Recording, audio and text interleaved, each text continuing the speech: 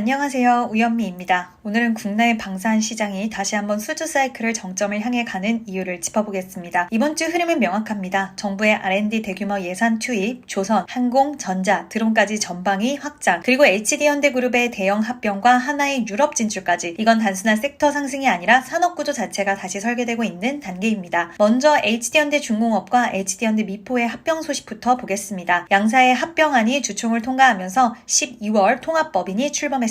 이제 HD현대는 조선 중심에서 함정, 방산, 플랫폼 기업으로 전환합니다. 출범 50년 만에 조선소가 방산으로 가는 거죠. 함정, 잠수함, 군수, MRO까지 묶이면서 이익률이 10배까지 확대될 수 있다는 전망이 나옵니다. 이건 단순히 회사 차원의 이벤트가 아니라 방산 조선소 체제의 완성판이라는 점이 중요합니다. 함정, 해군 중심의 신규 수주 기대감이 바로 연결됩니다. 두 번째는 하나시스템의 유럽 공략 뉴스입니다. 하나시스템이 독일 방산기업 딜디펜스와 MOU를 맺었습니다. 이게 단순한 협약이 아닙니다. 유럽형 대공방어 체계 바로 IRIS-T, SLM 안에 우리나라 하나의 다기능 레이더 MFR 시스템을 연동시키는 프로젝트입니다. 한마디로 국산 레이더가 유럽 방어 체계의 일부로 들어가는 거예요. 이건 기술 신뢰를 기반으로 한 완제품 레벨의 수출로 봐야 합니다. 따라서 중동, 유럽으로 이어지는 한화의 수출 맵이 완성되는 구간이라고 보셔야 합니다. 세 번째는 한국항공우주, 한화, 그리고 LIG 넥스원입니다. 세 기업이 함께 결성한 KF-21 수출 원팀입니다. 이건 정말 큰 이슈입니다. 국산 전투기 KF-21 중심으로 엔진, 항전, 유도무기까지 통합 공급망을 구성하는 체계이기 때문입니다. 예전에는 각사별로 경쟁하던 구조였다면 이제는 패키지형 수출 플랫폼으로 나갑니다. 이게 가능한 이유는 아덱스 2025 전시회를 계기로 각국 방산 관계자들이 한국을 찾아왔기 때문입니다. 35개국 600여 개 업체가 참가, 역대 최대 규모입니다. 이 정도면 한국이 더 이상 부품 수출국이 아니라 완성형 체계 공급국으로 격상됐다는 신호입니다. 네 번째는 정부 정책입니다. 이재명 대통령이 아덱스 계회사에서 2030년까지 국방, 항공우주 R&D 예산을 대대적으로 투입하겠다라고 공식적으로 선언했습니다. 이건 단순한 정치 발언이 아니라 방산 패스트트랙 제도 도입, 중소 스타트업 참여 확대, 민군 기술 융합 지원책이 모두 포함된 구조적 투자 계획입니다. 결국 정부 예산이 투입되는 순서가 R&D, 생산 인프라, 수출 패키지로 이어집니다. 이건 곧 방산 밸류체인 전체에 자금이 돌기 시작한다는 뜻입니다. 이제 투자자 입장에서 정리해보겠습니다. 첫째, 중기 스윙 포지션은 조선 방산입니다. HD현대중공업, HD현대미포, 하나오션이 함정 수주 잔고를 기반으로 멀티이어 성장 시나리오를 형성하고 있습니다. 12월 통합법인 출범 이후 1분기 실적 프리뷰 전까지는 상승 모멘텀 유지 구간입니다. 둘째, 트레이딩 구간은 하나시스템과 LIG 넥스원입니다. IRIS-T 연동 시험과